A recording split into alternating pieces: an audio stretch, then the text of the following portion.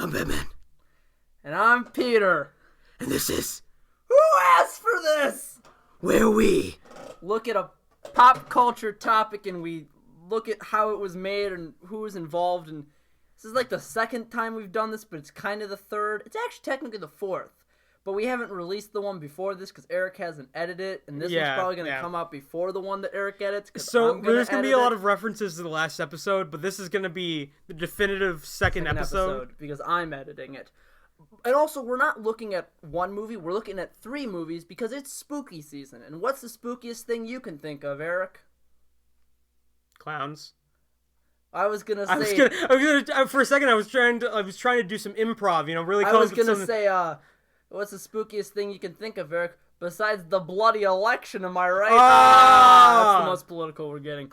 No, actually, it's clowns. And who do you think the most famous clown of all time is? I would say Pennywise. Nope. What? Pennywise isn't that famous. No, I think the average person doesn't know who Pennywise is. No. Paglagacci. Yeah. But Doctor, I am Pennywise. No, it's the Joker. The Joker is arguably the most famous clown in pop culture. Most people, even if they're not comic fans, are aware of who he is. Ronald McDonald. That's actually, you know what? That's he's probably more famous than the Joker. Yeah. But no, the Joker is an extremely famous clown in pop culture. And so today, we are going to look at 3 very definitive takes on the Joker and kind of the history behind the performance, as well as like a mini review of each of the films that they're in and the way that the actors all kind of take on the persona of this famous clown. And side note, these are the performances we find to be the best. So Jared Leto, I'm sorry, bud, but you are not included again. I was about to say, much like Suicide Squad, we are cutting out Jared Leto. Also, we know Mark Hamill is great, but he's never had a live-action version. What he technically has, because he voices like the 2-second cameo of the live-action Joker in Birds of Prey. Not in the new one, not but the new one show. In the TV show. That's but he doesn't even play the. No, he does the voice of like a physical stand-in, but doesn't count. I would love to see a live-action Mark Hamill Joker. Yeah. Well, anyway, closest we gotten was he was Trickster. The Trickster because he also played the Trickster in the original Flash show. Yeah. Anyway. Our next segment is, we're going to say it on 3, alright? You ready? 1, 2, 3. 2-Bit News! So Eric, do you want to do your bit of 2-Bit News? Sure, I mean, it's just like usual, I'm very unprepared. That's cool. We're both kind of but I kind of just like, in fact, actually, you were like, do you have a 2-Bit News? Or like, I just like kind of thought through, and this is the first one that came to mind, was the new announcements for Spider-Man 3. Yeah. Which are exciting, because I have not seen Far From Home, because I could not be less interested in that film. Exactly. Hot take. I know everyone has like definitive. Listen, I'm the worst when it comes to these things, because people are like, I hate this movie, I love this movie. I'm like, it's okay. Yeah, exactly. But no, it's like 3. It's just. I mean, Homecoming was good. I really do think it was good. Not without its obvious faults, like how Peter Parker never got in trouble. I think they should have shown us them killing Uncle Ben again. Yeah. I think that's something that's really important. Yeah. But anyway, what's up with Spider-Man 3, Eric? Anyway, Doctor Strange is going to be in it as a new mentor. Who's Doctor Strange? Fucking Sorcerer Supreme? I don't know, like... Eric, some people don't know who that is. You have to explain who that is. It's played... Okay, is this sorcerer played by Benedict Cumberbatch? And... Alright.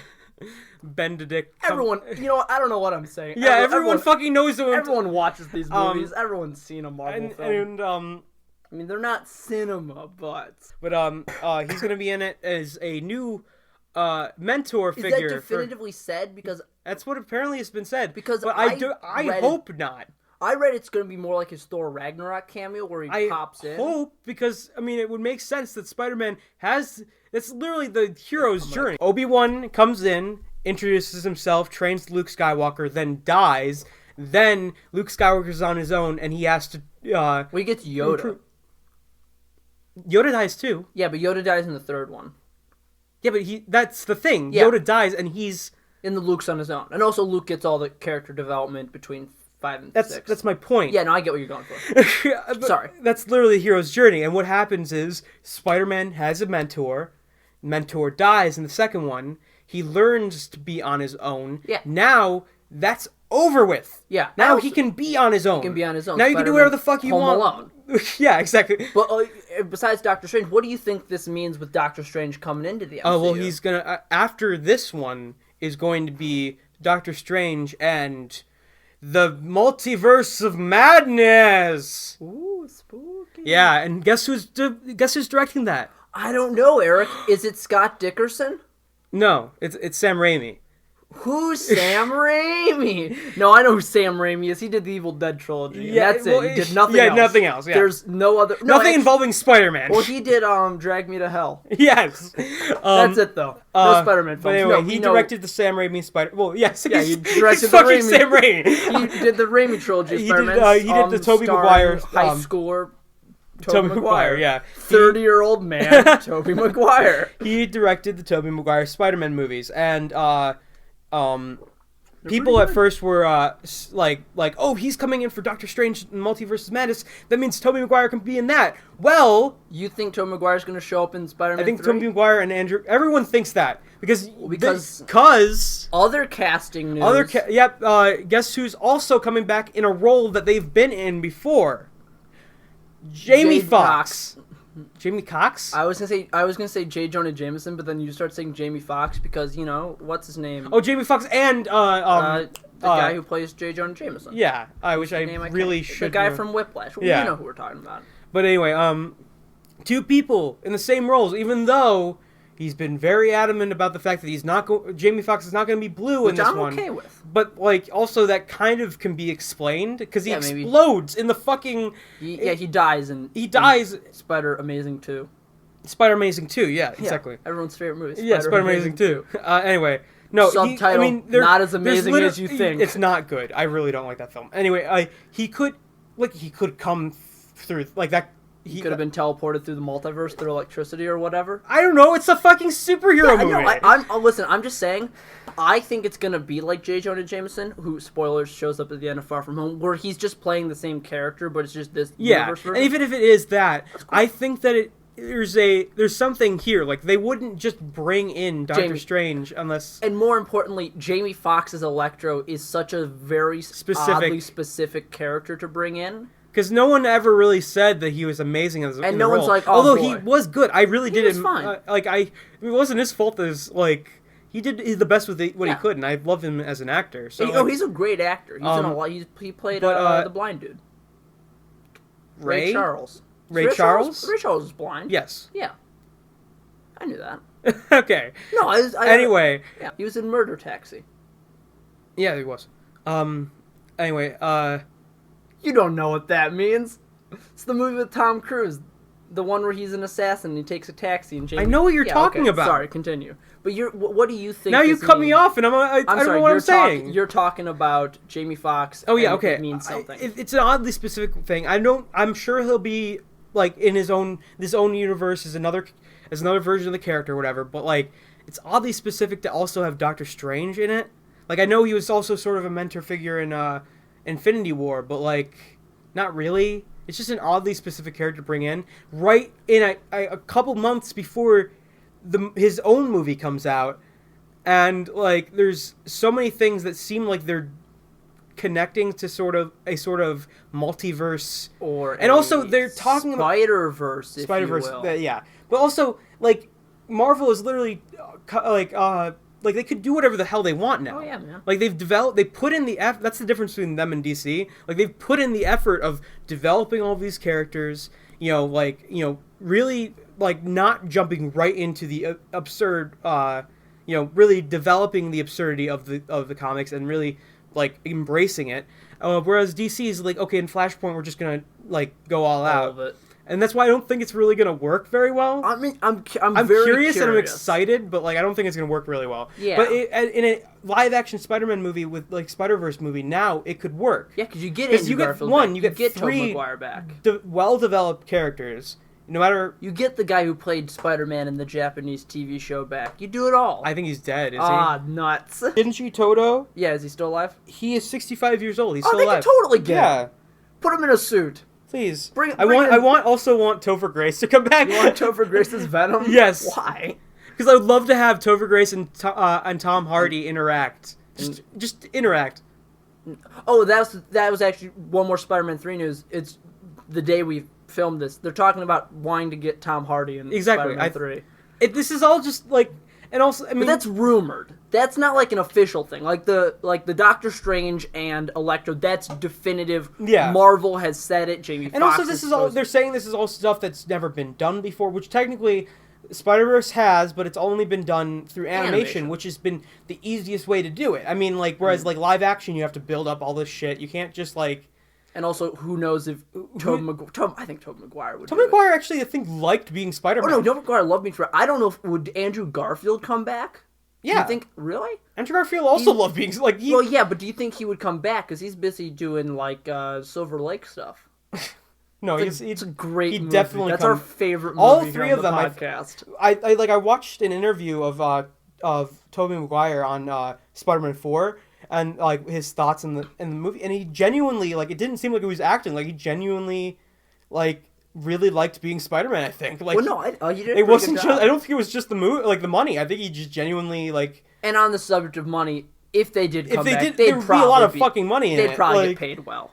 But no, I think we're pretty excited for Spider-Man 3. I love Spider-Man. He's one of my favorite Spider-Man's superheroes. cool. But like Far From Home didn't sound very interesting. It's a mixed bag. Jake Gyllenhaal's pretty great. Oh though. no, I love Jake Gyllenhaal. Did you watch the illusion scene on YouTube? Yeah, you should watch it. It's pretty great. Yeah. I have. Eric has very broad news for the future. I have very specific news. So it's been reported by Deadline that Claire Foy, who was from The Crown, and James McAvoy, famous actor from things such as Split, Filth, his Dark Materials, and the X-Men franchise, are going to be in a movie called My Son, which is known to be like a detective thriller movie.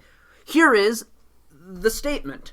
In this film, James McAvoy will not be given a script or be told the plot of the film, but instead has to use detective work and improv in the scenes to figure out what is going on.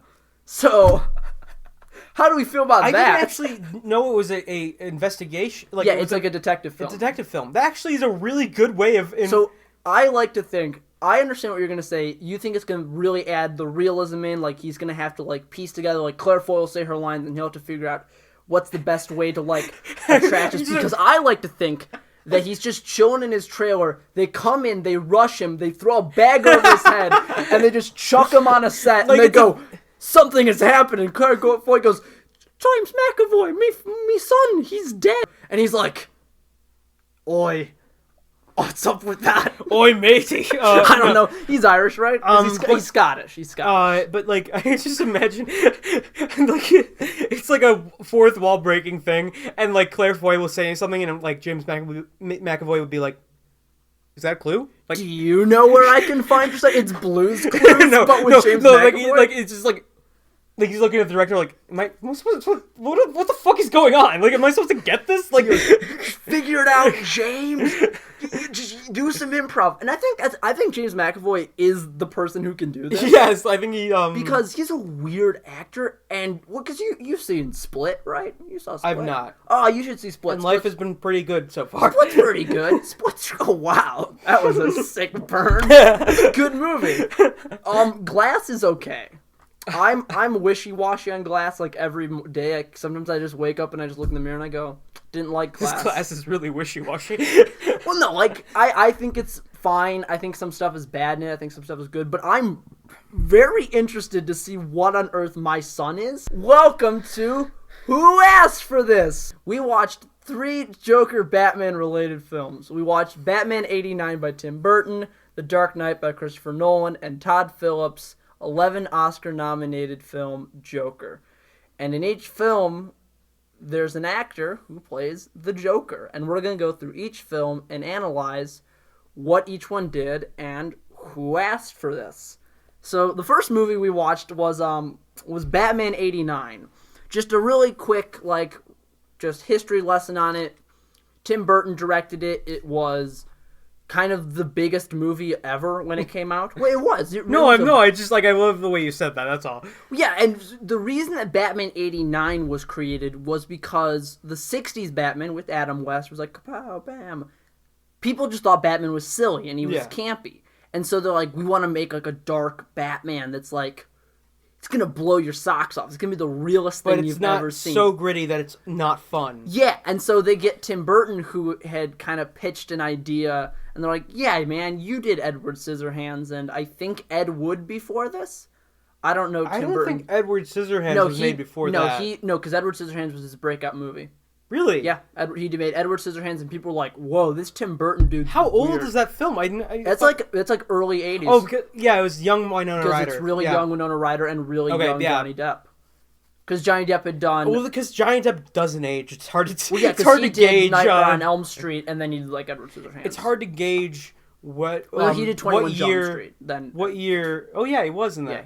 It's hard to gauge what year Johnny Depp is in a film. Like, yeah, because he kind of looks the same. Because he just doesn't age. He looks kind of old now, but yeah, but he still looks the same. Yeah, he's looked the same since he looks it's weird. He looks like a pale old man in Fantastic Beasts, the second Fantastic Beasts. I think they intentionally did that though. I have a lot of thoughts about that movie, but we're not into it. We're going to talk about Tim Burton's Batman '89, and before we get into Jack Nicholson as the Joker, we're going to have some general thoughts about Batman '89 and kind of the cast and who's in it. It's Michael Keaton as Batman, and when that came out, people were really against it, which I think is really funny. Like, people really didn't want Michael Keaton as Batman, and they're like, it's a bad idea. And the reason they got Jack Nicholson, well, they got Jack Nicholson for a couple reasons, but one of the major reasons is because they wanted to take away the press from how people hated Michael Keaton. They're like, we get Jack Nicholson, he's a big actor, people love him. That will take away a lot of the Michael Keaton kind of news. And so they get Jack Nicholson. The way they got Jack Nicholson was like 3 ways.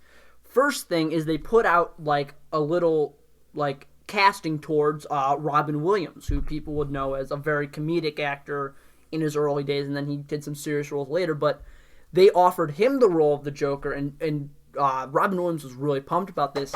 And this got word to like Jack Nicholson's agents, and they're like, Nicholson's got to get this. We got to get it away from Williams. And they never really wanted Williams to get the role of the Joker. They wanted Jack Nicholson because the other thing they did was they took a like a picture from The Shining where he's like going through the wall, and they colored his hair green and they colored his skin white, and they went, that's the Joker. That's what we want him to look like. And so they got Jack Nicholson, who had like some stipulations, like he was like, I'll do it. He got paid a massive amount of money. I don't have the amount of money he got, but he was the highest paid actor in the film, more than Keaton. It's kind of like Keaton wasn't really a big name. No, because he had done Mr. Mom and I think like Beetlejuice before. Or did Beetlejuice post Batman? I don't remember. I think it was after. Yeah, that makes sense. Well, no, wait, it couldn't have been after because the movie came out in 1989. Yeah, no, so he had done Beetlejuice and like Mr. Mom pre-Batman, and people are like, this guy's a very comedic actor, but he's also not like a big name actor yet. Jack Nicholson's Jack Nicholson. He had done like The Shining and like a bunch of other stuff before this, and so people are like, that's the highest paid actor. It kind of reminds me of the Superman 79, where like Christopher Reeves is like the third billed actor in that movie, even though he's Superman. It's 78, by the way. 78, yeah. Sorry, I was thinking 79 because it's Batman 89. But I have very, very set in stone thoughts on Batman 89. I like what I like. I don't like some things. Eric, who just watched it for like the first time in like 10 years, he's going to take more of the mic on this. I just want to really quickly say, I really like Michael Keaton's Batman because unlike your Christopher Nolan Batman or your Ben Affleck Batman, who are kind of these realistic characters who have... They're reserved. They're brooding. They're angry. And not to say that Michael Keaton isn't brooding, because, he's hanging upside down from a pole. For most of the film, he's very quiet, too. He is, which is really strange, because Michael Keaton is a very talkative actor in his other roles. Yeah. Like, he's a mile a minute, which is what I really like about him. His Batman does not talk a lot. His Batman doesn't really... And he's not flirty or anything. No, he's very awkward, which is why I think his Batman is the only Batman that is a straight-up insane man. I don't think he's a ninja or like a great detective or even like a great fighter. He's not even a great fighter, He's not. He sucks at fighting in this movie. He sucks at detective work. He's not even smart. He's not a very smart man, but you know what he is? He's absolutely insane. He's the only person, the only Batman that I can look at and I go, yeah, that man would dress up in latex and beat up criminals. Realistically, Nolan's Bruce Wayne, I always thought would have been like, no, I think I can just do like like service stuff. Like I can just put my money into like the city and it will like create homeless shelters and more. Yeah. Like, I never see, like Christopher Nolan's Batman, while I really love, I never really get the thought that he would be the kind of guy who goes, dressing up as a bat will definitely help me. Yeah. Because he's more of a smart guy. He's also the difference between Christopher Nolan's Batman and the Batman in '89 is the Michael Keaton's Batman makes Alfred do everything. That's true. Like from the very first scene, Alfred is literally picking up drinks after Bruce Wayne sets them down and they're about to fall. Yeah. and Alfred does everything. And then Bruce Wayne's like, "Can you give me a file on this?" It's like, how do you get files anyway? Like hacks the system.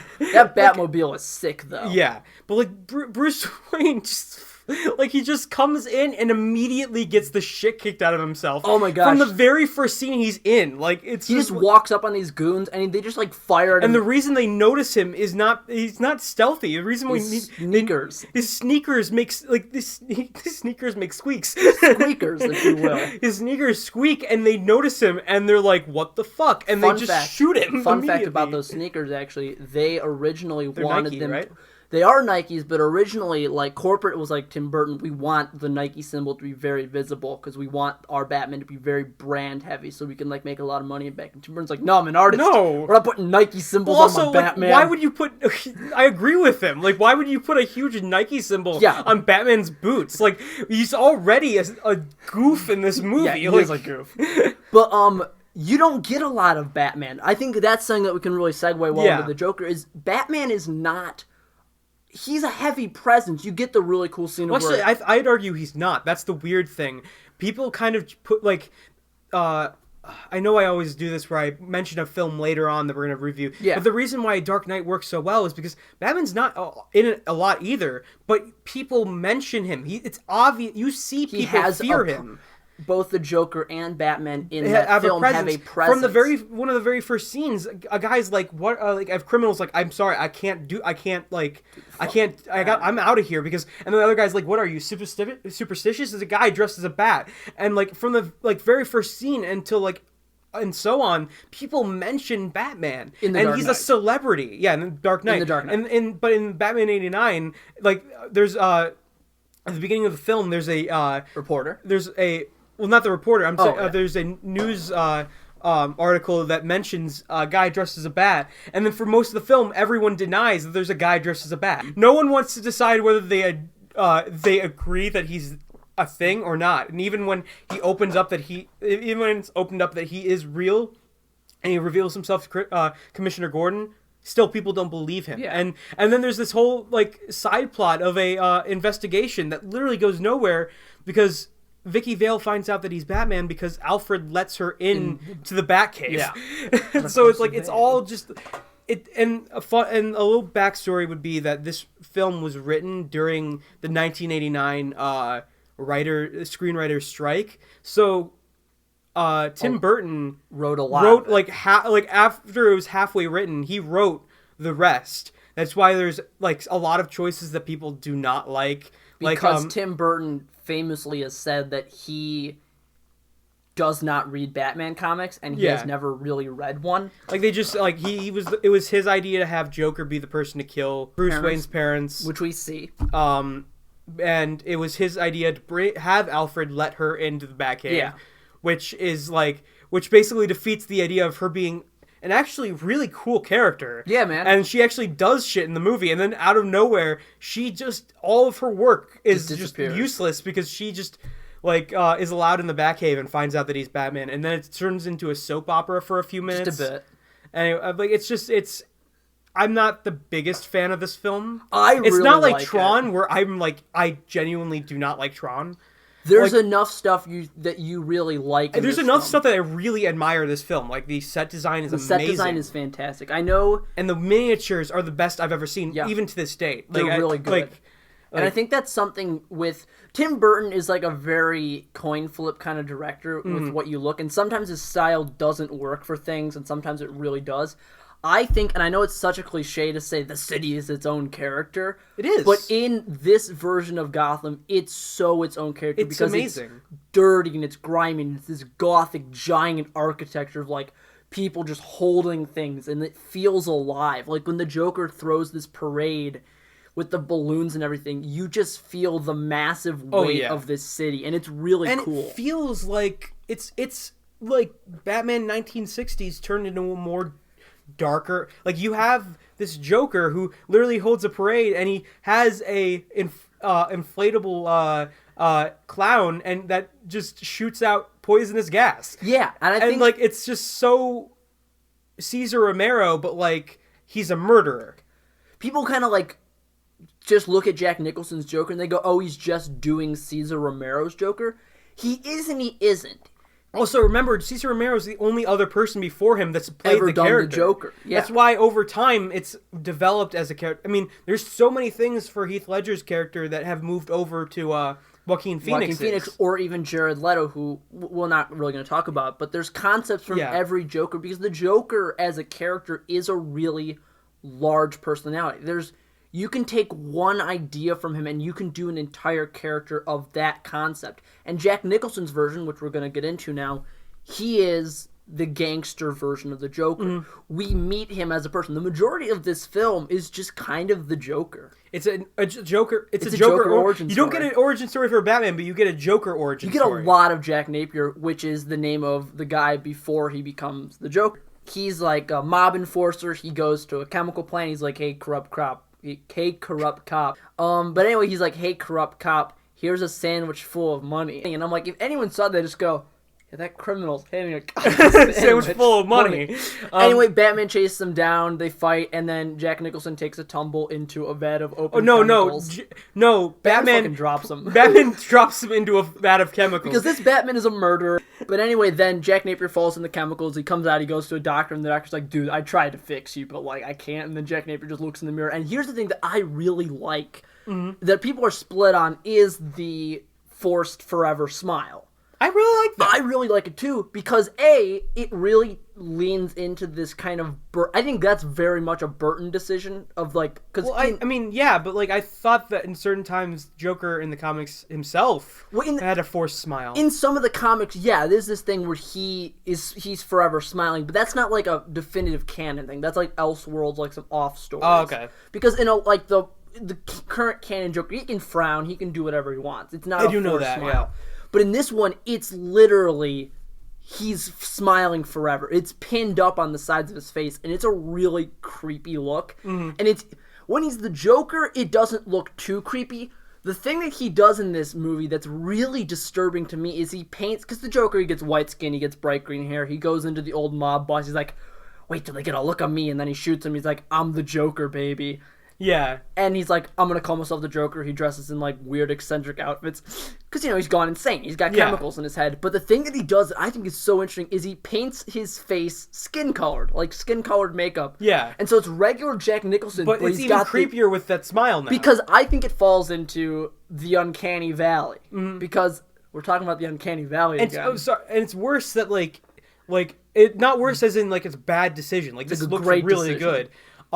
It's even more disturbing when he just doesn't smile. Yeah. Because he got these huge fucking cheeks. He's got these huge cheeks that are just pushed up in a smile, and it's really, really creepy. It's obvious when he's not smiling, but he's still, like... Smiling. Yeah. Now I'm always smiling. Yeah. Yeah, and so you get this just really interesting look at the Joker. Fun fact about this, where he, like, dots his head, and he, like, the white makeup?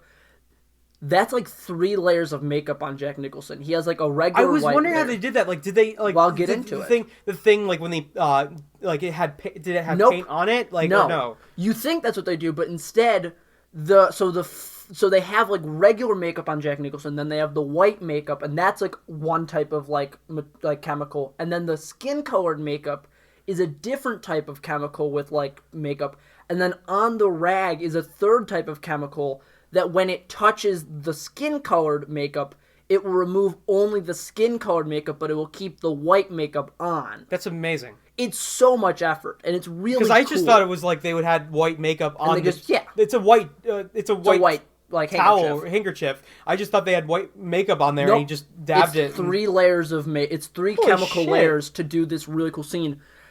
But Jack Nicholson's Joker he really captures you. He's childish, and he's this kind of gangster, but he has like the gag weapons, He and I makes really up like for the that. kind of minimal performance that Michael Keaton Yeah. gives, which is not bad. I mean, like literally That's goes what they're with- going for. Yeah, like he doesn't really. Whenever Michael Keaton talks, which is very rarely He's in the film, soft-spoken. he's really quiet. Like, Which I think is really interesting compared to how we normally see Bruce Wayne in other Yeah. mediums, is he's this flashy playboy persona. I think Michael Keaton really could have done that. But I really like this kind of taken aback Bruce Wayne, who seems like he is someone who's just in grief and torment. But for the Joker, you have this outlandish performance that perfectly melds with both versions. I think my favorite thing about Jack Nicholson's Joker is that he feels like, and I think he is the most comic accurate version of the Joker, with the acid and the costume, but I really like the gag weapons. I really miss them. Like, we don't get any with Jared Leto. We don't get any with Joaquin Phoenix or Heath Ledger. Because, obviously, Heath Ledger, we don't. But, Well, yeah, like, 'cause- I would think they would have done it with Jared Leto. Like, but, like, there's they like don't. 2 minutes of him in that movie. But I really like Jack Nicholson's Joker because he is this antithesis to this version of Batman, which is what the Joker's always supposed to be. He's supposed to be the opposite of Batman. And I think that's in a great way shown here. Because where our Batman is soft and he's not really flashy and he's kind of like just in the shadows, this Joker, he's in public, he's loud, he's colorful, he's creepy, and he has this... I think my favorite weapon in the whole thing is when Batman's shooting at him with the Batplane, he just pulls the long gun out of his pants and then just goes bang. I love that. Like, he's actually funny. He is funny. He's the funniest Joker. Like the city needs an enema.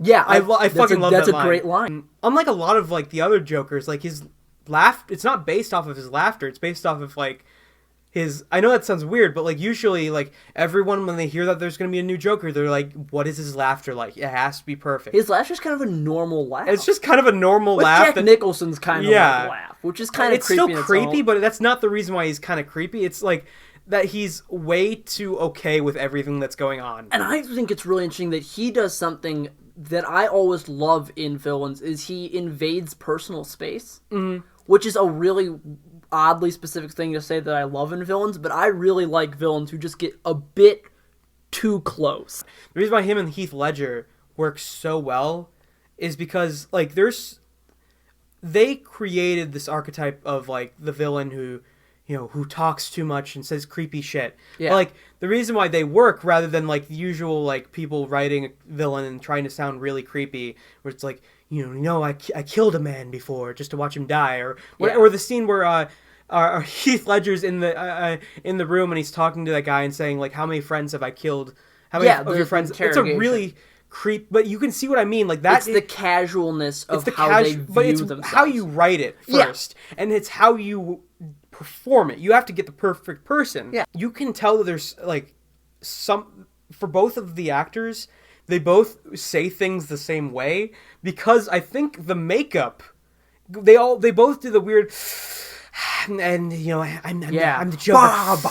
Bob, you're my number one. You're my guy. How many of your friends have I killed? Like they do that because I think the makeup, and they both do like sort of the licking the lips. Well, I think too. because they have things near their mouth. Well, they have the makeup is getting into their mouth. Yeah. So, where for Jared Leto, I think they fixed that or whatever. Because he doesn't do that. But Jared Leto kind of goes for like a Jim Carrey. Yeah, it's weird.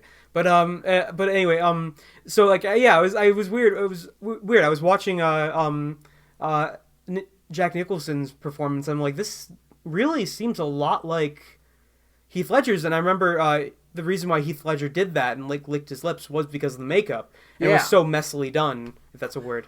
Have we answered the question of who asked for this? Who asked for this was Warner Brothers, because they wanted a darker, yet still you could sell Happy Meal toys with it, Batman. Anyway, yeah. So that was basically it. The title "Who Asked for This" is the answer is mostly a studio. Jack Nicholson.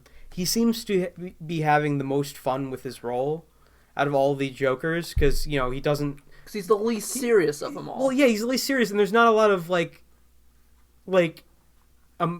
vulnerability he has to put into it or anything. No. Like he's just like. he's just a guy. He's just a gangster. He's like You it's could like say, Eric, oh god, he's clowning around. yeah. Basically, I genuinely was afraid of what you were gonna say. Apparently that wasn't completely true. Apparently he really was in a. He never talks about it. Yeah. He only talked about it a few times and how he kind of liked the Joker's humor or something. Yeah, he's mentioned that the thing that he loves most about the Joker is that all of his humor is in bad taste to the other people around him. But, like, he never really talked about it much. And the only things he's ever really been very open about in terms of the character itself is he was really angry when Heath Ledger was cast in the part. Apparently he got really mad when Heath Ledger was cast in the part, and never explained why. Like, no one knows why. And apparently after that he talked with Heath Ledger, and this is gonna get really dark. After Heath took his own life, or after Ledger took his own life, the only thing that Nicholson said in response to it was, "I warned him," which is really creepy. Which is, and I think it's really also, it really does continue that myth that the Joker role is what caused Heath Ledger to take his own life. Yeah, it really wasn't. It wasn't. It just was an unfortunate lining up of circumstances because he was going through a lot of stuff behind the scenes of his own life that wasn't really public. It involved like addiction and stuff. Yeah, right? it's not our part. And it's not something that, like, I think is good substance to talk about here, because it is something that's very serious and should be talked about, and if you're going through anything, you should talk to people you know and talk to a therapist. But with this is a bad segue. It's fine. Well, because I think it's really hard to talk about Heath Ledger's performance now as the Joker, because there is that cloud of... At least it's not as... I mean... It's not like Brandon Lee. It was not like oh god, who's the guy that directed X-Men? Oh, like Bryan Singer. Bryan Singer. It was really difficult for us to say that we really liked the movie because that Bryan guy's Singer's a shit dude. The guy's a horrible human being. He's a horrible guy. But Heath Ledger was an amazing, he's a unanimously loved and person. we could literally say that we loved his performance. He was taken too soon. I think everyone who knows him everyone who like worked with him loved him. Jake Gyllenhaal. Like, when he was on the set of Brothers with Tobey Maguire, and he got the news, he just left set for like a couple days and then just came back. It's heartbreaking. It's a heartbreaking thing. It's extremely. It's like watching a ghost when you watch that movie. But on the subject of watching that movie, we're going to segue into, because this is very depressing. Yeah. Heath Ledger is straight up amazing in Dark Knight. He's the best out of the three performances. I would say, spoilers for the Walking Dead, I would say Heath Ledger's the one that is my definitive, I think, the best. Jack Nicholson is the one that I have the most fun watching. Mm-hmm. But I think he's honestly the only... one more thing about that movie. He's honestly one of the only characters in the movie that I have fun watching. Yeah. I mean, other characters are basically they're like, what's the word? Like, they're like the caricatures. They're caricatures. They're cardboard. But like they're like literally people. Not even they're like the kind of people like thing where like actors act like don't even try to put an emotion. Like, it's just like it's a lot of like scenery chewing. Like, you heard about that Batman, which like, could be, you could argue it's charming. It's also meant to make it feel more like a live action comic book, because side characters aren't really developed. But Bruce Wayne wasn't the fun part of the movie. Well, he has one really fun scene that we didn't get to talk about, but we'll talk about it right now. So on the subject of like the writer's strike, there's a scene in Batman 89 where Vicky Vale, the Joker, and Bruce Wayne are all in one scene. Mm. And you think this would be a really big moment. And it is. It's sort of important. Oh, it's a great moment. Whatever, man. It's the best moment in the whole movie. Maybe it's the best, and that's where he breaks as a human being. It's the scene where so the Joker's getting ready to shoot Vicky Vale. After a funny moment of him trying to, almost seemingly coming out as gay to Vicky Vale. It's so bizarre, and it's hard to explain with Batman. I'm just like, he's like... But anyway, Bruce Wayne is standing next to the fireplace. I'll do it. I'll do it in a moment. And he's like talking, he goes, "Hey, Joker, like, I'm going to tell you this story about this guy. This guy did something." He's like, It's about Jack Napier. It's about Jack Napier. And anyway, he goes... Got messy. Got messy. And then Bruce Wayne grabs a fire poker, holds it above his head, and goes, "You want to get?" Wait, he says, "What is it?" He goes, "You want to get?" He goes, "You want to get nuts? Let's get nuts!" He just yells it, and he just breaks, and then the Joker just shoots him. And the Joker's like, whoa, Jesus, dude, fuck. and then he goes. He just shoots him. He's like, and the thing is, like, there's a moment later in the film where Vicky Vale's like, you know, or no, Batman's like, he's crazy, and Vicky Vale's like, you are too. Yeah. like, and I'm scene. like, and it makes me realize, like, Joker doesn't even seem that crazy in this film. He just seems like a mob boss that is having a little fun with his. Oh yeah, and he's like parading things around. He's not like. I mean, he's insane. He's evil, and he's not like he's definitely insane in a way in the things that he does, but he just feels like he's less psychopath, more sociopath, is what you're saying? Yeah, he's more just like, you know, he's like, a dude. Hey, I don't know, I'm having fun. Like, yeah, no way. But this scene with Bruce Wayne is probably the poster child for everything great and everything bad about 1989, because in a writing sense, it doesn't really do anything. There's nothing that you gain or lose from this scene. Because all that happens is in the end, he just gets shot. He just gets shot, and then they leave, and then it's whatever. Because Vicky Vale is not even kidnapped in that scene. Nope. They just leave. It's a pointless This scene is pointless, but it's the most insane that Michael Keaton gets to go. It's the only time he raises his voice in the entire movie. It's the only time movie. he really yells and gets angry, and it's such bizarre. It's so hard to talk about that scene. And you can't really, because it's such a weird, like, he says it, and I gotta play it. But for me, the thing that I love about it, because it just furthers my character, like, analysis, that Bruce Wayne is just a man who's just broken. He's just lost it. He's just like, he's ready to die at this moment. And he's like, you want to get nuts? And he had us. Now you want to get nuts? Come on, let's get nuts. There we go. That's it. It's such a weird way of doing it. Like, let's get nuts. Let's get nuts. Like, it's such. He's like a villain for like a few seconds. Like, yeah, it's such a villain way of saying it. Breaks. He loses it. He's just like, I've had it. I'm done. Let's get nuts. But that's it. That's the insanity. Let's get to The Dark Knight, which was directed by famed auteur director Christopher Nolan. Yeah. Who is. It's about it's his music. Yeah, that's for the rest of this. When we talk about Christopher Nolan, Eric will talk about Christopher Nolan, and I will very loudly hum directly next to the mic, because that is a Christopher Nolan film. But let's be real for a moment. Christopher Nolan is a very good director. Do we love Christopher Nolan? I think we think he's fine. I think we both think he's fine. We both like Tenet. We saw Tenet. We really like it. I liked it. I really liked it. I don't love it. I think it's a great action movie. I'm gonna say that Dark Knight, or at least the Batman movies, or the first two at least, from him. I don't think Rises is right. It's not bad, but this is just messy. Yeah, it's peak Christopher Nolan. I think because this is why it's great. We'll get to the Joker in a second. I know Heath Ledger. No, because we're gonna do the sum up of the film. Because oh my god.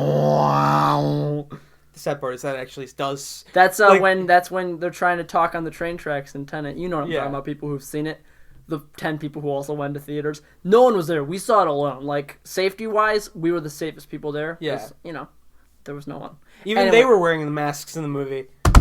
Anyway, it's all serious. I'm not going to interrupt you. What about Christopher Nolan do you The thing about Christopher Nolan that people keep coming to see his movies is because they feel smart when they do it. But they don't like it when they don't understand it. Okay. That's fair. I hate Interstellar. So, just putting that out there. The reason why the Batman movies have been so successful, and he's known for them, is because he takes a character that everyone knows, a plot that everyone can basically understand, but he adds little parts that are kind of, adult and high concept and, really. I don't know how to do you want to get the irradiated bills thing or all these weird different concepts that are like you have to. It gives you the ability to think more into it and learn more about the film, but otherwise you don't have to pause the film to actually get the. There's nothing. I think the thing that that's 100% true. There are these concepts of like morals and like technology and irradiated bills and the whole like yeah, the irradiated bills are a big deal in this movie. Yeah, and I never completely understand. Like, if somebody understands it in the comments, please tell us what's up with that. Because like it's apparently something that I don't even know if I think it was the cops did it to track the bills, but how does that even track the bills? I don't science. Know. Like, so yeah, but I think what makes the Batman films work, maybe not Rises, because Rises does have the thing, is that unlike something like Interstellar or Tenet, am I saying it right? Tenet, or like Tenet, or Inception, or even Dunkirk, is there's none of that game-breaking element. Yeah. Like in Interstellar. Well, in Dark Knight Rises, it's still kind of straightforward. Yeah, but it's like the weird hole, weird hole kind of breaks it for me. It's and where is he? Like, yeah. Yeah, exactly. That's like the game-breaking element. But in like Tenet, it's the time dilation, time travel thing. In Interstellar, it's... Well, I was actually going to get to... sorry to interrupt you. Yeah, it's okay. But for the Tenet thing, that's why I don't really... I'm not a big fan, because when it comes to the whole plot being based off of something that is so fucking hard to understand, whereas, like, Batman, like, it's Batman versus Joker. It's very straightforward. It's not like Joker has some weird high-concept shit going on. He does, but not at the same time. But it's not easy to understand. plot. Well, it's also easy to understand because he's just an anarchist. Yeah, but also his high concept thing isn't plot broken. Yeah. It's more a character thing. Yeah, and that's why it's like all the little side plots that are like high concept, like, and Bruce Wayne sitting down at a table with Harvey Dent and talking about Caesar, like, and all these like all these moral discussions, which is cool. That like it's a cool choice. Usually Harvey Dent's the person in the comics that doesn't support Batman, but in this film he does. Well, in Long Halloween, the Gordon Harvey Bruce thing is very Long Halloween based. But Long Halloween actually it's good that you bring that up, because in Long Halloween, Harvey Dent he hates Batman. Exactly. But in the film, he actually really supports Batman, which goes with his character, because later on he kidnaps a guy and ties him to a chair, and Batman's like, this is really messed up. Like, because it goes with it's a really tight characterization for this character that's about to break, and like, exactly. And it makes sense, but at first he seems like such a great guy. And he is. That's the thing. Everyone's called... Punches that dude in court. He's the best of us. That's what everyone says. Because, Eric, film. I believe in Harvey Dent. That is probably, in any Batman medium, my favorite scene with Bruce Wayne is when he looks like he's about to fuck things up. But not even that. It shows... Christian Bale is an okay Batman. We'll get into that. Bruce Wayne, I mean. No, he's an okay Batman. He is an amazing Bruce Wayne. Oh, okay. Because that whole scene, he starts off as this playboy persona. He comes in the helicopter. He has the model. He goes, when I saw the stupid campaign videos, I'm like, who is this guy? But then he gets sincere and he gets real, and you just watch it blend together when he goes from his character of Bruce Wayne to his real Bruce Wayne. Yeah. And it's really great acting by, really great actor Christian Bale. But I think with the Christopher Nolan things, I have this really fun concept. The Joker in this movie, as a person, is just a Christopher Nolan film. The Joker as a person is it's just a lot of things happening. He as a person is a Christopher Nolan film personified. He's, in a lot of ways, needlessly complex. Yeah. But at the same time, you can kind of follow what he's going through, but he doesn't really tell you everything. And that's like my thing with Tenet. Like suddenly out of nowhere, he goes back in time to that art installation and he fights himself. I'm like, why is he there? Why did he do that? My thing with Tenet, and spoilers for Tenet, I guess. I'll put it in the description. We're going to talk about Tenet for about 2 minutes. I don't give a shit about the time travel. I don't think about it. It doesn't bother me. I understand how... It's the whole plot's based No. One moment. I get that. I don't care. Because I just view it... I don't view it as a time travel movie. I don't view it as some... I don't view it as some high concept film. I go... It is, though! Listen, I know, but you know what? I watch it and I go, this is a really, really great action movie. Oh, it's really good. I don't give a shit. It's a really good action film. Yeah, I know... the whole plot is ingrained in this whole Some people go backwards, some people go forwards. You meet yourself sometimes. I don't know. In the scene, the opening scene where he raids that like the symposium. Yeah, and like somebody's about to kill him, and another person kills that guy, and then disappears. That's never explained. It's a guy from the agency. So you know how Rob Battenbat, how he's like, you train me in the future. That guy is from the organization, but from the future. So because of that guy. Okay. So John never David Washington sees that guy. I retract my statement. So because John Washington sees that guy, he goes, I wonder what this organization is. So then he gets looped into it, and that's how he becomes part of it and learns about it so that he can train Robert Pattinson, that the Robert Pattinson can you still answer the question as to why they go to he goes back to the art installation? I don't know. Exactly. Like, why does he do that? And listen, I don't know, but you know what I do know? That John David Washington and Robert Pattinson have really great chemistry. And what is the stakes in the film? There's some kind of like... The world's gonna end because yeah, but why? Esteemed character actor and director... But how? Who's that actor? In what way is it gonna end?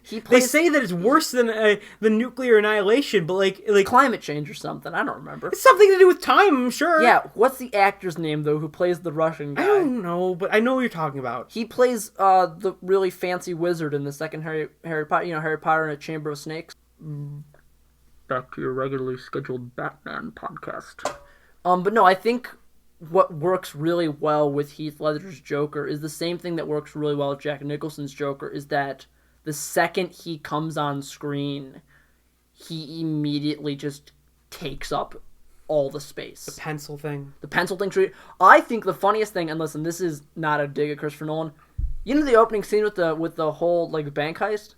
Is that man just standing in full Joker makeup just on the street corner? Because you open up the shot. That's not my joke. 100 other people have probably mentioned that, but I'm just saying. Well, it goes with the apparently I like the scene later on where he's in the nurse outfit and he has the mask on. No one saw. And Two-Face looks at him, and then right when he takes the mask off, that only covers the bottom half of his face. That's when Two-Face freaks out. Like Don't worry about it. Those kind of little details are not enough to destroy a film for me. They're not game breaking. But I think with Heath Ledger's Joker that really works is you have this modern Batman with this modern Joker. What the Joker in a modern world isn't gonna be a gangster who wants money or a literal clown that like has like a flower that shoots acid. He's gonna be like an anarchist, and you don't know where he came from. You don't know. There's like little clues scattered around, but you never get it because maybe he's a soldier, maybe he worked in like special interrogation because he knows about interrogation. When Batman interrogates him, he's like, "Hey, you shouldn't hit the head." He goes, "Oh, you're just fucking it up, Batman. Like, what's wrong with you? Yeah, what are you doing?" And then when the other guy comes and he goes, "Hey, I know how people scream. I know how people are interrogated." Like there's like, and he talks about the military buses being lost and stuff. He goes, "People don't care if a bunch of soldiers gone, but you shoot like a governor, everyone freaks out. Like what's up with that?" So maybe he's like ex-soldier because he knows how to use all the weapons and stuff. So, but you're never told. You never know how he got the scars. That's the point. You never know where he came from. Whereas where Batman comes from. You know everything about him. So it's just really great, once again, the point of Batman and the Joker. This is what this one does well, but I know I keep on going back to 1989. No, it's fine. But the 1989 one spent so much time with the Joker and not making the Joker. And whereas this one, like, you get a lot for both because they don't put in the backstory for the Joker because that's the point. Exactly. He's supposed to be mysterious and therefore creepy. Exactly. And how could something create this horrible monster? Yeah. We find out what creates the Joker in the next movie. But more importantly, what works with Heath Ledger. I'm sorry, that's fucking hilarious. It is funny. This guy talked horribly about me on TV. Joker, 1989 Joker. I'm gonna rule the whole mob, and I'm gonna steal the mob boss's wife, and I'm gonna parade around the town. 2019 Joker. Mom, the man on TV said I'm not funny. We'll get into it. But I think what really works with Heath Ledger is just his screen presence. I know we've already said this, but he just captures every moment. When he takes the video of the guy's like, "Hey, are you Batman?" The guy's like, "I'm not Batman." He goes, "I'm gonna kill him on TV," and everyone's like, "What the hell?" It just captivates you, and this Joker the way he looks, even like Batman in this is like military gear. He's top of the line, everything. This Joker has his makeup, because he's not white skin in this one. He's makeup. It just looks smeared on because it's meant to be. And you don't never see his face, so it just looks Well, like you do. him. You see his face when he's dresses up as the police officer. Oh shit, you're right. You see him without. You see him without the makeup. never mind. Heath Ledger. It's the dynamic between him and Batman that once again works really well. Batman is this agent of order and of law and of like government, and the Joker is just chaos and anarchy, and it's really perfect. And it's hard to fully describe why the magic of this acting works without seeing it. So I just think you should all see it. Yeah, Because some people haven't. It's everything he says. It's like it's so impactful and like so creepy, and like it just sends shivers down. It's amazing. Like he says all of these things that like if they got the wrong actor, it wouldn't have worked. And I think that's something that's really interesting. A lot of times when he does the monologues, there's a lot of spinning camera, so that you never feel in place. You feel like you're... It's also just not boring. It's not like... Well, yeah. Yeah. It's not. And it's brilliant. It's very good. Brilliant, yeah. What a hot take, Eric. The Dark Knight's a great movie. Whoa, we're saying... we're saying revolutionary stuff on this podcast. On the subject of revolutionary, we're going to talk about 2019's Joker. Oh my god. What a segue. On 3, let's say if we think... Make a noise. Why are we making a noise? Let's make a noise that says exactly how we feel about the film. All right, on 3. 1, 2, 3. Meh. Yeah, we think it's fine. Yeah, like it was made 2019. Todd Phillips made it. Todd Phillips, for those who don't know, is... Never made a film like this before. He has, but we'll get to it. I'll get to it. Really? Well... Yes, Eric.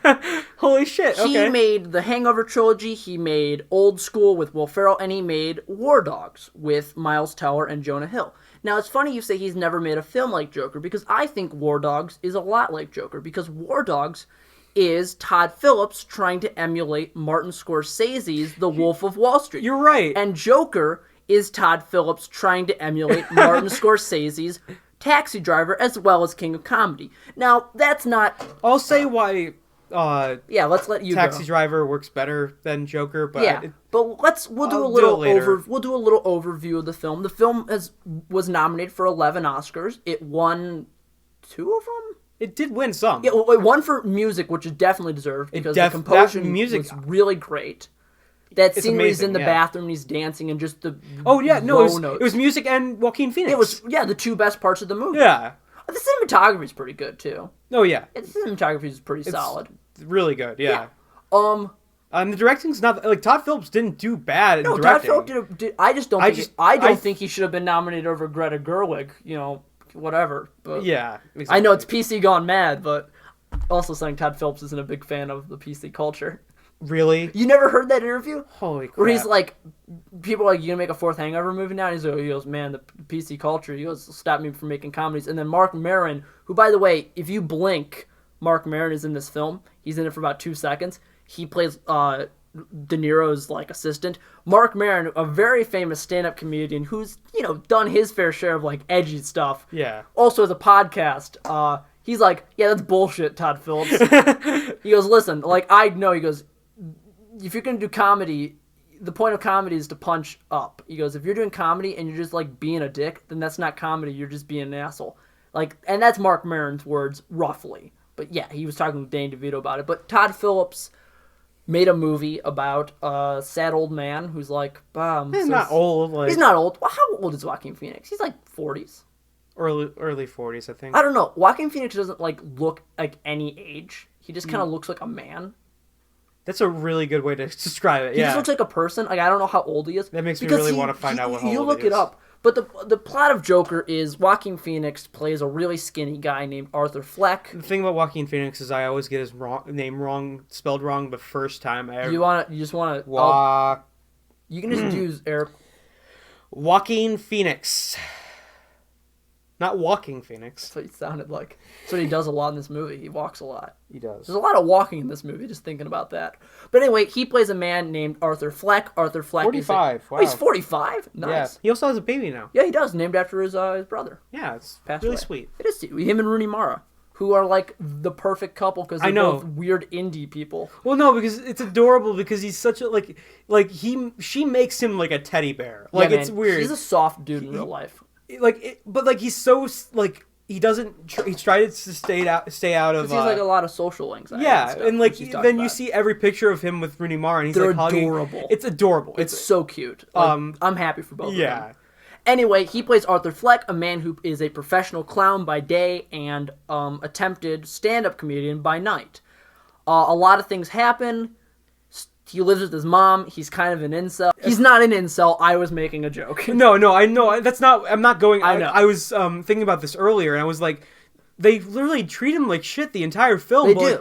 Like, it's such a mean-spirited film. It is. It's very mean to Joaquin Phoenix. And, like, there's nothing wrong with that. No. Let me go on record and say that a film that shits on its character multiple times throughout the film, that's called writing. Yeah. That's how you build up a conflict in a film. And but to this film's credit, there's a reason that it's meant to push him in a direction, and it does. It makes sense, but like some of them just seem so like the kid's convenient. Yes. For the like the way people like the like give him back his sign, man. Like I didn't steal the fucking sign. Like, that's the one thing that I think about is anyway. He's a clown. He's in front of a store. These kids take a sign. They hit him with him.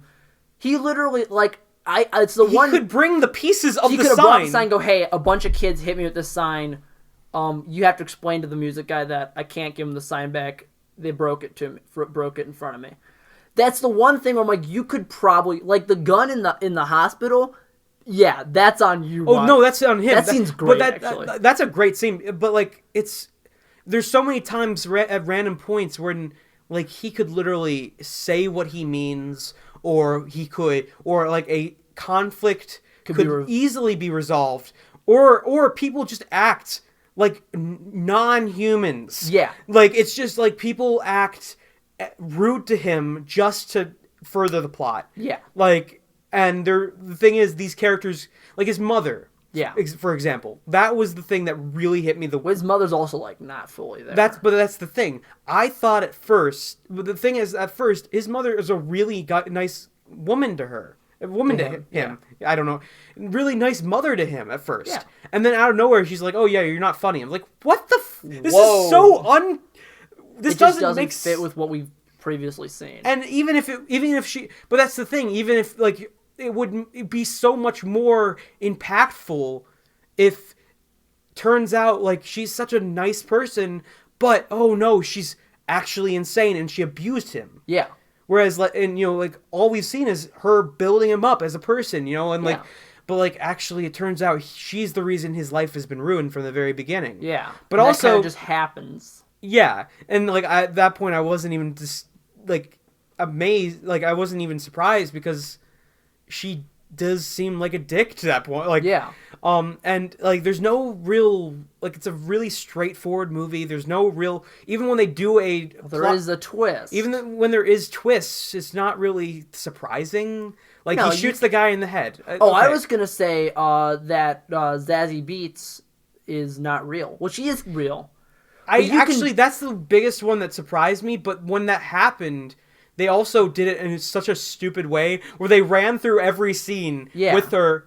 But did it without her. I'm like, I get it. Okay, she wasn't with him. I get it. That was the point. That was implied. But also, if you look at the first scene where she hangs out with him and she's like, "Hey, did you trail me to my place of work?" He's like, "Yeah." She's like, "It's high. That's high. You should shoot it up." He goes, "Hey, I do stand up. You should watch it." Ladies, if a guy comes up and goes, "Hey, I do stand up," run as fast as you can. It's probably not good. But actually, that's not true. My friend Jill, her boyfriend does stand up, and they've been together like forever. So they have like a really great relationship. But is he funny? That's what I haven't seen his stand up. Oh, okay. I've had breakfast with them. Okay. I thought, why is that funny? I don't know, it's like, well, you imply that you're going to answer the question. Connor, if you're listening to this, I think you're pretty funny. Oh, no, I'm not laughing at you. I'm just like... Eric doesn't think so. You should shoot Robert De Niro. The guy in that podcast said I wasn't funny. No, I'm going to kill him. Anyway, but it's just it's such a straightforward film. It's like, and so more from the very beginning, it's not as deep as it thinks it is. From the very beginning, his life is shit. Like, if it would have been so much more impactful if, the social commentary, by the way, is shit in this film, yes. and could have been more impactful if he was a guy that had, a real, if he was a mentally ill man that took medication, found out after a while that this, rich man, Thomas Wayne, is, who's running for mayor, and, or what, I don't, some person in power, I'm emulating a certain other person in power currently, it made it so that it's harder to get medication for your own problems. You're saying, Eric, and so I'm saying if there was a healthcare issue and it's mentioned in it too a little bit, but it doesn't, because after a while it just the thing is, it should be first that the inciting incident should be first that he has to deal with life without the medication, or there's some sort of conflict with getting it. Just I don't know what it is, but before, apparently everyone still is creeped out by him, even if after he takes the medication and he's acting like a normal human being. Apparently that's a crime. I think the most interesting thing about the film Joker is that for about 90% of the film, Joaquin Phoenix isn't the Joker. And he's never really the Joker. I get that. It's an origin story. It's the origin story or whatever, but the thing is, going off of the thing where it's needlessly cruel to the main character without without needing, they need it to be. It's a guy about how he's going insane. But the thing that doesn't work is that he always, even within the first scene, the movie already treats him like he is fully insane. How a thing should be written, how a script should be written. We're saying insane in a comic book sense. I know that mental illness is a real that's the thing. I'm not saying that he is actually he's not actually insane from the very beginning. Yeah. That's the thing. What they should have done was okay. I'm going to say something that many people are like, oh, I identify with the Joker. You shouldn't. You shouldn't identify with the Joker, man. You shouldn't. Unless it's like the Silver Age Joker who's like, haha, I'm going to pop the tires of the mayor's car. But give me a second. So that Joker's cool. That's the problem with the movie. It does so hard. It tries so hard to make it so that he's not sympathetic. Yeah. But wouldn't it be so much more creepy if he was? Well, I think if he started out with this guy who's been wronged basically by society, as somebody who's been born the way he was and basically is trying to deal with it, and it starts out with he just can't get the medication, he can't get the help that he deserves to get. Yeah. And then and then after that he starts laughing maniacally, people start getting creepy. He's creeped out by him, he's just trying to act and then people underestimate him, and then he just starts to go crazy. And so you wanted to be more of I wanted to start out as Arthur Fleck is having a great is the one bad day concept from the Killing Joke is more what you rather than having him be already in the shitter. Exactly. He from the very moment, there never felt like there was a choice of him to become the Joker. There was never an inciting incident. It was just all basically we are just thrown into him. Yes. Come on. Sorry, no. Come on. We're just thrown in, and immediately it's all just the movie's just beating up this character, and it beat him up a lot. He gets beat up 3 times in situations that could easily be resolved. But not the first one. The first one actually was the kids beating him up. I just didn't get the people on the train are fine. Whatever, they're drunk assholes. But this is 17 kids, and no one stops them. He goes, "Hey, stop the sign," and no one. Listen, I get it. In a movie, I mean, it's fine. Okay, being Someone would've stopped him. It's a way to emphasize that this is basically from a very young age. I mean, this is 1980s, basically New York. Yeah. This is it's crime It's ridden. really trashy. It's really trashy. That's basically what it's implying. Yeah. And that goes on to him saying it's getting worse out there, even though we have no way of bad. we have no we way never of saw it before. It was yeah. So the way how do we was. know it? Also, he gets on a train later on. That's a really nice train. It is a really nice train. Yeah, like And everyone's reading papers, and one of the papers just straight up says "Eat the rich" on the front. yeah. And that's about as subtle as the commentary gets. But anyway, it's like there's so much that could There's a it lot could of be, potential. It's like there is an episode of Legion that does the same thing Well, about yeah. medication and how people who talking have the mental multiverse yes episode? and Yeah. people with medication are most likely wronged by their doctors or the system Yeah. of whatever the system is. Yeah. I'm not going to pretend like I know how Yeah. it works, but I do know that as somebody who takes medication for a mental illness for ADHD, it's sometimes really fucking difficult to get your medication. Yeah. And I literally just had trouble, and the company said, "We got it to you." I'm like, "No, you didn't." Yeah. Basically, anyway, that's a boring story. So basically what you're saying Eric, is that it's really you are the Joker. But no, as relate I laugh Joker. maniacally. No, it's what I'm saying is there's nothing wrong with relating to this character. That's why the Twilight Zone was sometimes creepy. You relate to this character and something creepy happens to him. Yeah. That's why It's more what you're saying is that with the way that the film depicts it, there's a lot of missed potential with how the story goes forward. yeah, no, Especially exactly. with the pacing and where they throw us into the story of Arthur Fleck. Like, he should be, he should be working for Wayne. Thomas Wayne. He should. Instead of us meeting him when he's already drowning, we should have started at the point where he's on the beach. The insurance company for Thomas Wayne's it's fucking him over basically, and he can't get the medication he deserves. Therefore, he's also being creepy. Intentionally being creepy, but he is creeping people out because of his laughter. Yeah. That makes it so he gets fired because Thomas Wayne has doesn't care about his workers. doesn't care about his actual medical needs, and then therefore he's on the streets now. His mother, who's talking about how Thomas Wayne will save us, causes that divide. It causes that divide. He's obviously no. That's another thing that makes it no sense. He has a hatred for Thomas Wayne for no reason That's in the true. film. There's no there's nothing there. Because the guys that beat him up on the train, Thomas Wayne's they're pretty nice people, I guess.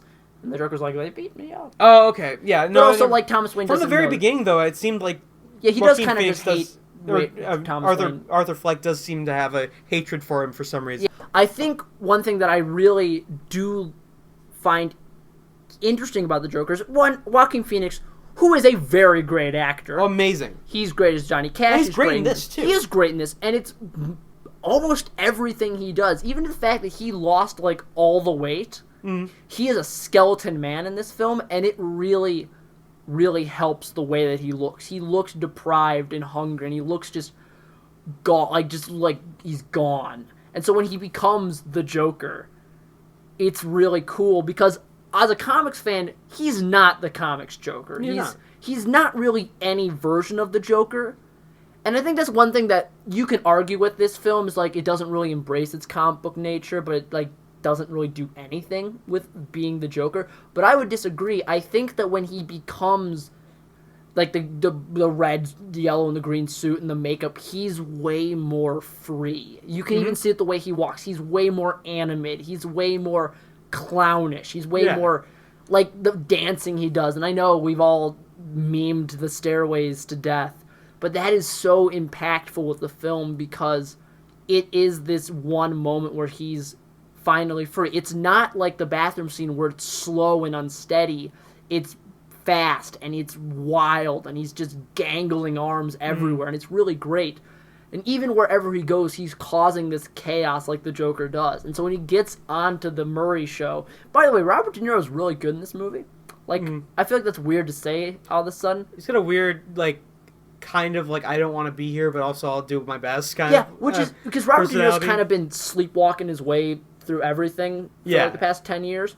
But I think he's good in this. Like, he does a good, like, late night like when show. when Arthur Fleck starts to get like creepy and like say some jokes that, like, you know, and Robert De Niro switches to a like that, it's He's no longer that talk show performance guy. He's like, okay, what's going on? yeah, And like then you it's just cut, not you're like, hey, it's Mark Maron. and you can there's an intensity in him too. Like Yeah. it's not like he's just like What's you know, up? what's What's up, what's Phoenix? going on with you, like what like, you know, you shouldn't have killed those people. It's not funny.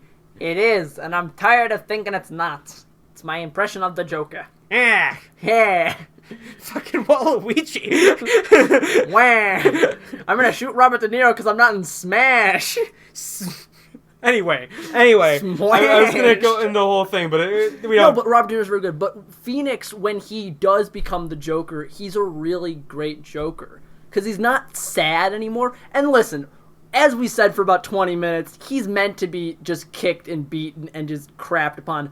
But you know what? And I'm just gonna say it. There's only so much of sad Joaquin Phoenix I can take. Because his voice is so sad on its own. He's got a real, like, whiny-esque voice. Well, yeah, you know, like, real sad stuff has actually happened to that man, so I'm not gonna really comment on that. No, I mean is like he's got His normal voice just sounds like sad. Just sounds like. I mean, I'm not making. You're not making light of the real life not. tragedy of Joaquin Phoenix, but like I'm not. as an Like, actor, yeah. As an actor, his voice is also not what you would expect. No, he does not sound like what you think it would sound like.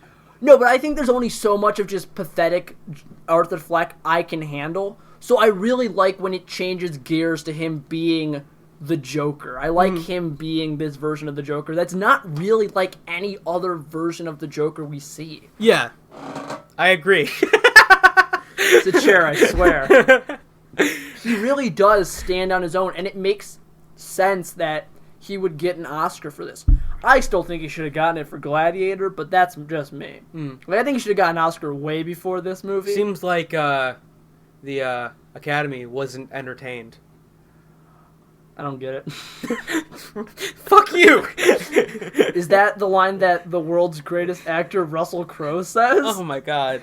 No, but I think Joker is a mixed bag, and either you really like it or you really won't. And Or- honestly, both ways you're kind of right. yeah, Like, this is one film I will say that if either way, it's kind of like it could be seen as some weird like oh, this could happen if you treat another person like this, but also it's like, yeah, it could, but like also he's kind of been treated like from the like, a lot of stuff lines up perfectly for it to happen. Like, realistically, maybe not everything would happen.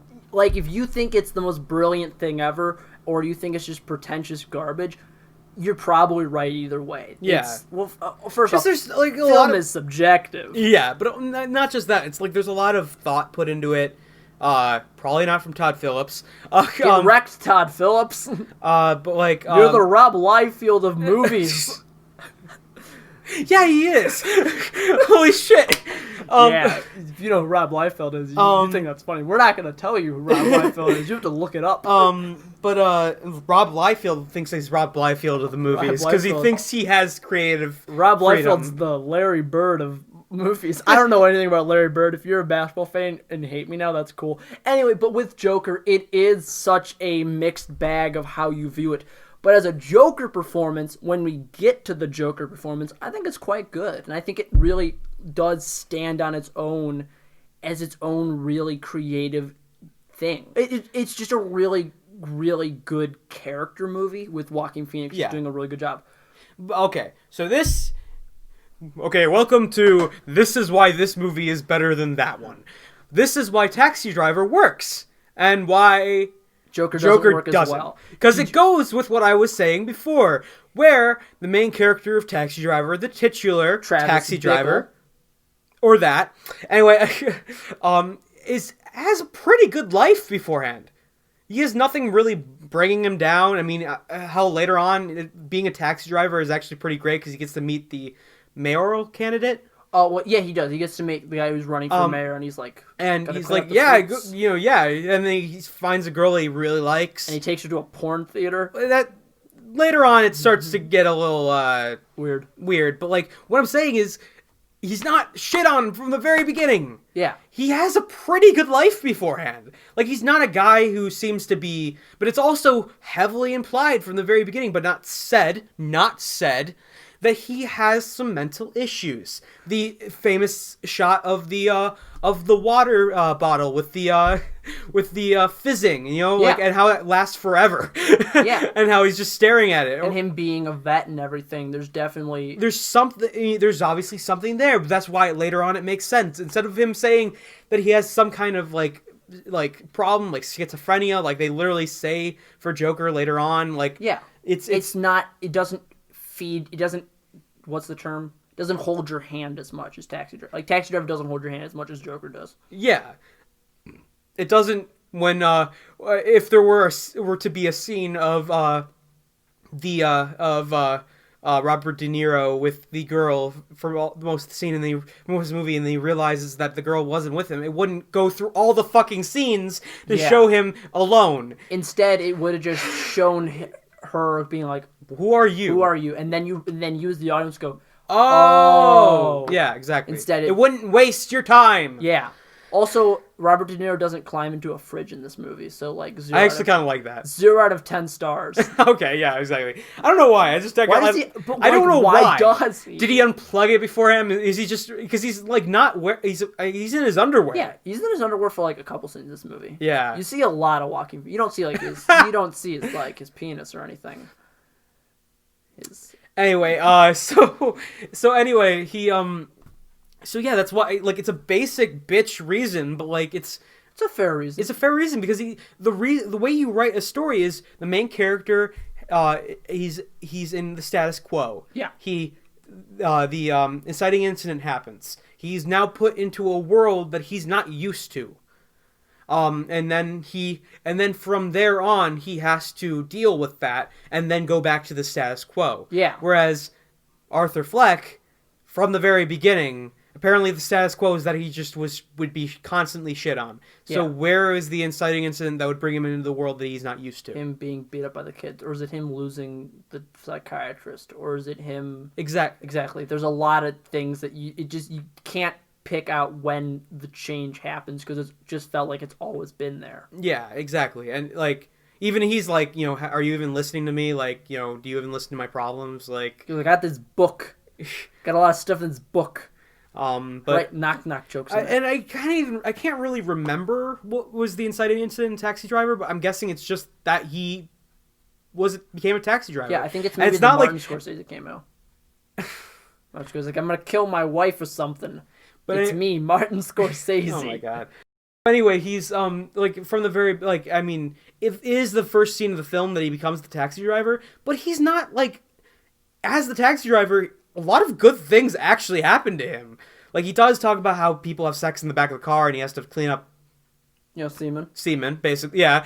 And like all the gross stuff about it. But he also like if it weren't for being a taxi driver, he wouldn't have seen the girl in the building. He wouldn't have met the mayor, or he probably would have, but he wouldn't have known who he was. Yeah. And then all of this, his life was fine. Like, he wasn't like that's the whole point of his character. He's not reaching for any like big position. Like, he's just a guy. That's why Taxi Driver is awesome, because it's a constant development of this character until he goes insane. But that's been our 3 reviews of 3 definitive versions of the Joker, being Nicholson, Ledger, and Phoenix. Which one's your favorite? Heath Ledger. All right. And mine is Jack Nicholson. Wait, really? It's my favorite. I think Heath Ledger is used to be the opposite. Remember when I used to talk about it, and I used to say it was Jack Nicholson, and you used to... I would say Heath Ledger. I think it's the opposite. I think definitively, in a sense of acting and character and how it fits into the story, I think Ledger is the best. I think he's the one that just fits in his universe and his world, and everything around him is so perfect. Personally, I love weird, campy comic book stuff. I've always loved it. I think it's something I really like about Birds of Prey, is that it just goes full weirdness. And I just really like Nicholson's version of the Joker because he has the gag weapons, and he has the buzzer, and he has like the pen that's a knife, and I just really like that. And I just like the way that he's very casual about his just world. But I will say I think Ledger is the best of the three ones that we mentioned. Yeah. You know, there's also Romero and there's also Jared Leto, but they have their own things going for them.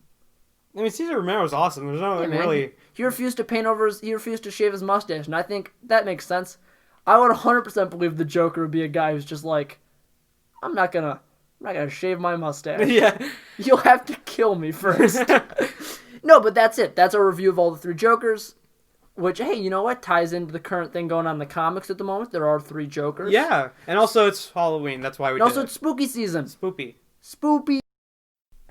So, Eric, it's the next segment. Right? It's the segment, Personal Bees. What's a buzz with you, Eric? I mean, not much. It's cool. You watch anything? Well, these movies... It's pretty cool. You watched Man of Steel, I think. A little bit. My mom had it on TV for some reason, and I was like, and the first scene to come... Oh, no! I was watching that and Blazing Saddles, and I'm like, nice. I really like Blazing Saddles. Blazing Saddles is good. It's really funny. It is I really don't funny. like Man of Steel. And the first scene to come up on Man of Steel was the tornado scene.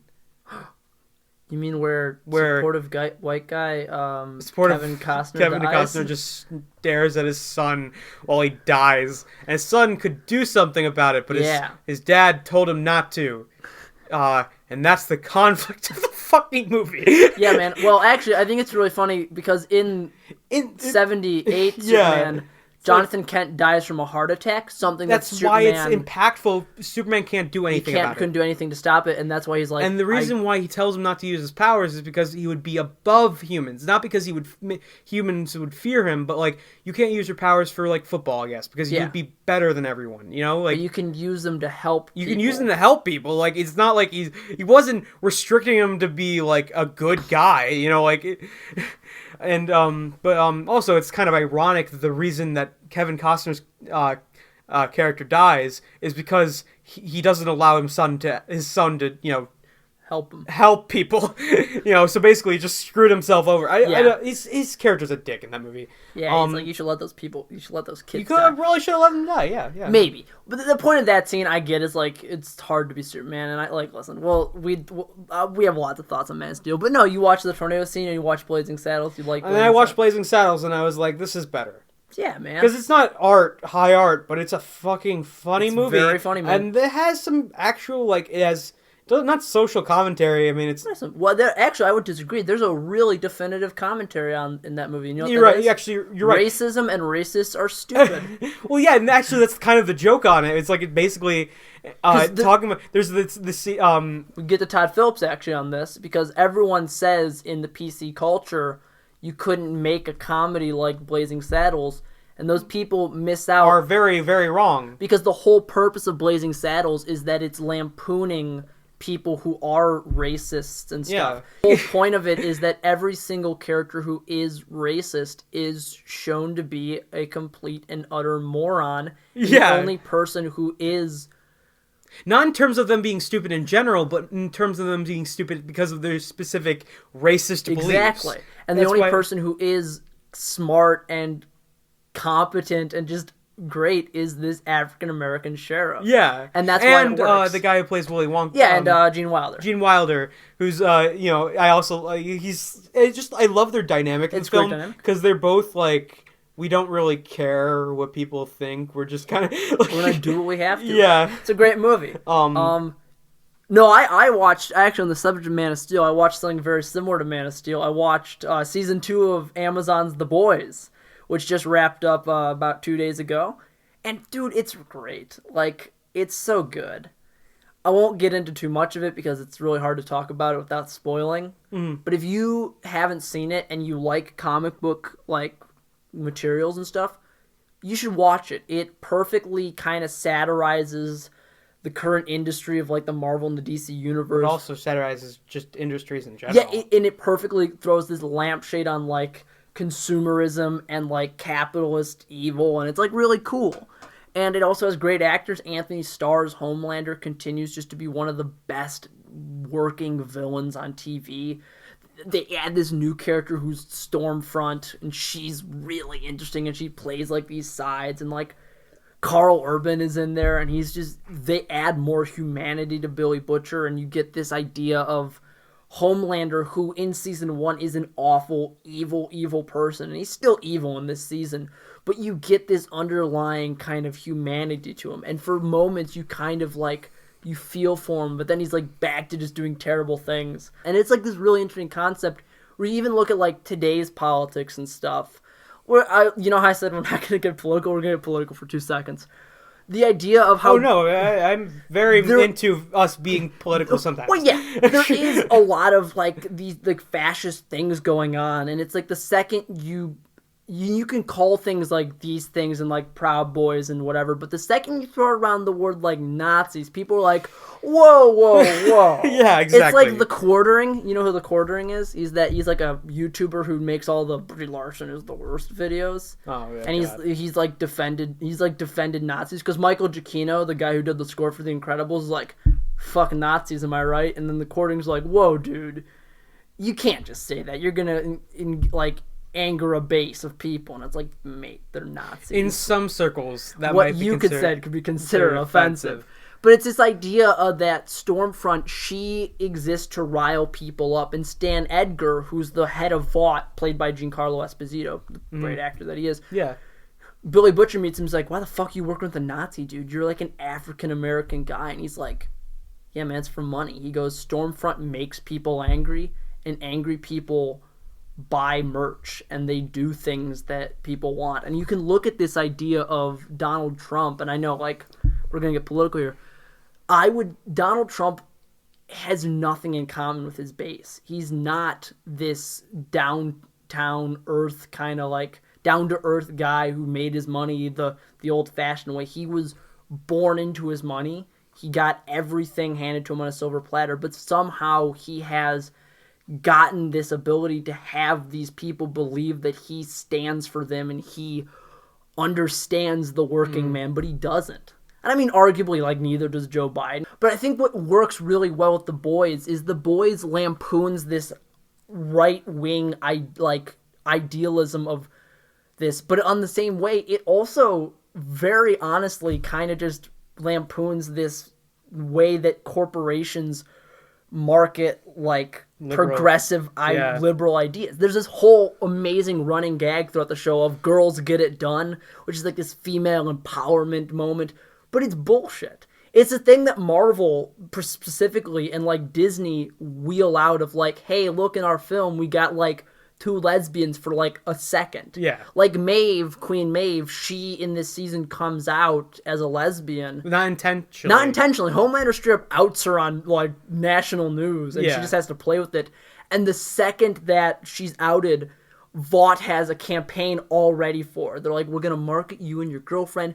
You gotta play like the lesbian stereotypes because people are a lot more comfortable with that. What is that exactly? Like, you know, like one's like more feminine, one's more masculine. Like, you know, your lesbian relationships. Like one's a butch, one's like wears a dress. You know, like that idea that you can't have. You can be lesbian, you can be a lesbian, Maeve, but you have to fit into this box that society is okay with. And The Boys perfectly lampoons that, and it's really well done. It's like the scene in Endgame where all the women meet up and they're like, "We're gonna take on Thanos." It doesn't. By the way, I'm sorry. In a part where that doesn't make sense because it's all Captain Marvel. This has nothing to do with Brie Larson. We've already talked about. We like Brie Larson. We love her. She's adorable. She's amazing. Pretty freaking cool. Her YouTube channel's great. But anyway. like this is a writing problem. She's already destroyed an entire ship the size of the Empire State Building. Rest of the people. She doesn't need a bunch of people with swords to defend her. And you know what? The argument's like, well, how can they all meet up? Who cares if they all meet up on the same? That's not the issue. That's not the issue. It's the fact that she's nearly invincible. Like if Gamora was the one that grabbed it. Yeah, then like, oh, we should probably protect her because you can stab her. Yeah, like it just doesn't She's fit. already died once. Let her, you know. Whereas with and even in The Boys, you get this culmination of the Girls Get It Done because it's thrown in as a joke throughout the series. But in the finale, you get Kimiko Starlight and Queen Maeve, and they beat the ever-loving shit out of Stormfront. And that's your girls get it done moment. And it works, and it's such a great culmination. Also, it's great to see Stormfront just, like, get what she deserves. She's a bad person. The boys, season 1 and season 2, are really interesting because they're vastly different than the comics. To the utmost extreme, and it works so well. Because I like Garth Ennis. I think he's a really good comic writer, and I think he's a really good, like, writer in general. But I think The Boys is a series lacks a lot of human characters. A lot of, like, people in that series are just... I've read a little bit of the comic, and it's not as charming. It's not, and it's a lot of people are very black and white in the comic. Like, Homelander in the series is so much better because even as a villain, he's clearly a villain, but there's reasons to his villainy. He craves attention, he craves love, and you understand why because of the way he was brought up. And it doesn't excuse any of his behavior, but you understand it. Whereas in the comics... If you're a superhero, you're evil in the comics. Like, exactly. It's like... Whereas in the show, you have people like Queen Maeve and A-Train, and they're still people. They're still characters, and that's why the show is able to work. Like, Season 2's greatest, like, feat is that you take the character of the Deep, who in Season 1 is this awful, just pathetic person, and... he plays, you learn more about him. You get to, like, be with him. He gets shoved into a Scientology subplot, and it's really interesting. But I highly recommend that everyone, if you are able to, you should watch The Boys. It's on Amazon, and it's, like, on a bunch of websites and stuff, too. You see if you can, like, find it. But, I didn't hear that. I mean, hey, we probably shouldn't be giving Jeff Bezos any more money. Hey, that's been the show.